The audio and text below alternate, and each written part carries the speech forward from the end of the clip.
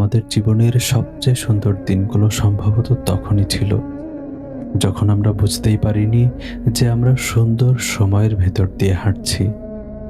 শৈশবে ঈদের আগের রাতে নতুন জামাটা বারবার বের করে দেখতাম। বৃষ্টির দিনে ভিজে বাড়ি ফিরলে মা বকতেন।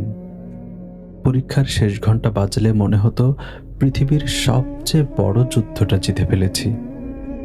তখন কে জানতো একদিন এই সাধারণ ঘটনাগুলোই স্মৃতির জাদুঘরে সবচেয়ে দামি প্রদর্শনী হয়ে যাবে।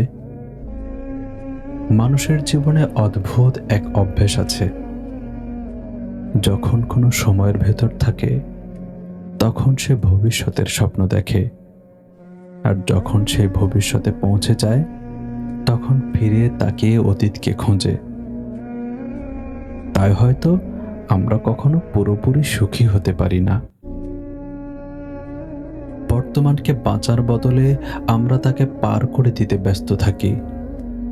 তারপর বহু বছর পেরিয়ে গেলে কোনো এক অলস বিকেলে হঠাৎ বুঝতে পারি যে দিনগুলোকে আমরা সাধারণ ভেবেছিলাম সেগুলোই ছিল জীবনের সবচেয়ে অসাধারণ দিন। যে মানুষগুলোকে আমরা স্বাভাবিক ভেবেছিলাম তাদের উপস্থিতিই ছিল সবচেয়ে বড় আশীর্বাদ। আর যে মুহূর্তগুলোকে আমরা গুরুত্ব দিইনি সেগুলোই এখন বুকের ভেতর কাঁটার মতো বিঁধে থাকে।